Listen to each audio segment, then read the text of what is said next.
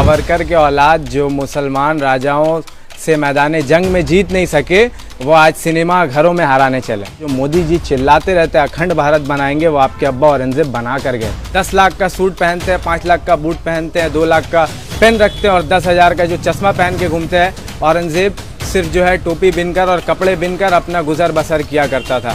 औरंगजेब के शासनकाल में जो है हिंदुओं को प्रोटेक्शन दिया जाता था, मंदिरों को प्रोटेक्शन दिया जाता था। लोग जितने देश के गद्दार हैं, कभी शिवाजी को उठाते हैं, कभी अलाउद्दीन खिलजी को उठाते हैं, कभी औरंगजेब को उठाते हैं, कभी बाबर को उठाते हैं, कभी अकबर को उठाते हैं। आप बताइए, आपके धर्म में सती प्रथा चलता था, उसको कौन ख़त्म किया? मुग़ल आके ख़त्म। आज योगी जी बोलते हैं कि औरंगजेब की औलाद है ये लोग।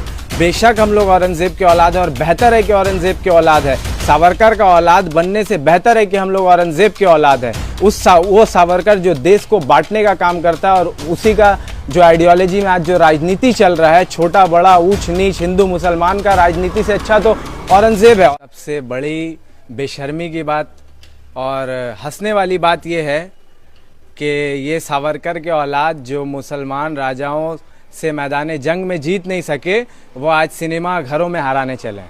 सबसे बड़ी बेशर्मी की बात यह है।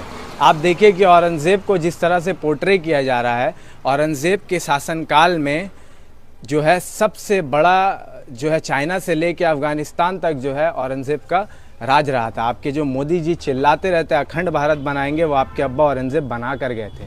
देखिए, अगर औरंगजेब अगर ऐसा करता हिंदुओं के साथ, तो क्या आज एक भी हिंदू इस देश में ज़िंदा रहता? खास करके वो जो अंधभक्त है।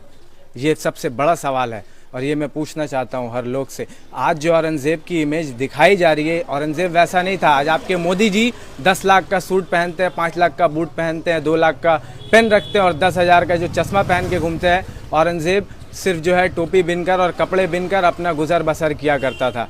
औरंगजेब के शासनकाल में जो है हिंदुओं को प्रोटेक्शन दिया जाता था, मंदिरों को प्रोटेक्शन दिया जाता था।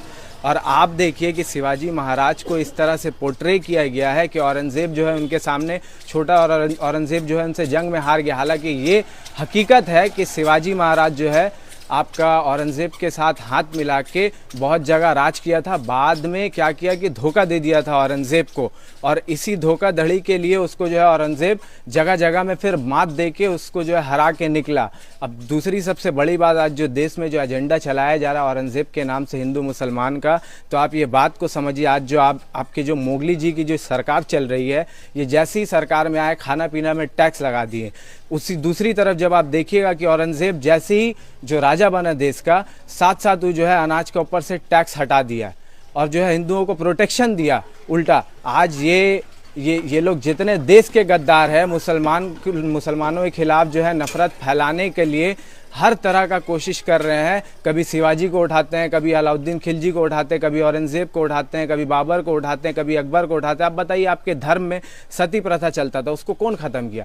मुग़ल आके ख़त्म किया। आज योगी जी बोलते हैं कि औरंगजेब की औलाद है ये लोग। बेशक हम लोग औरंगजेब के औलाद है और बेहतर है कि औरंगजेब के औलाद है। सावरकर का औलाद बनने से बेहतर है कि हम लोग औरंगजेब के औलाद है। वो सावरकर जो देश को बांटने का काम करता है और उसी का जो आइडियोलॉजी में आज जो राजनीति चल रहा है, छोटा बड़ा ऊंच नीच हिंदू मुसलमान का राजनीति से अच्छा तो औरंगजेब है। औरंगजेब आप देखिए कि इतना उसका मिलिट्री इंटेलिजेंस था कि अपना शासनकाल में वो इतना दूर तक राज किया है कि आज तक जो है उतना हिंदुस्तान में कोई उतना ना ज़्यादा दिन तक राज कर पाया है, ना उतना दूर तक राज कर पाया है। राजा कह रहे हैं कि औरंगजेब के कब्र पर अब बुलडोजर चलाने। अरे बुलडोज़र चलाइए ना, आप कहाँ बुलडोज़र चलाइएगा? हर जगह तो बुलडोज़र आप चला ही दे रहे हैं। कभी गरीब के घर के ऊपर, कभी मजदूर के घर के ऊपर, कभी लॉयर के घर के ऊपर, कभी पुलिस के घर के ऊपर, कभी कांग्रेस वालों के घर के ऊपर, कभी मुसलमानों के घर के ऊपर। कहाँ बुलडोज़र चलाइएगा? आपको बुलडोज़र का जवाब बुलडोज़र से ही मिलेगा। आप सरकार पलटने का इंतज़ार कीजिए ना।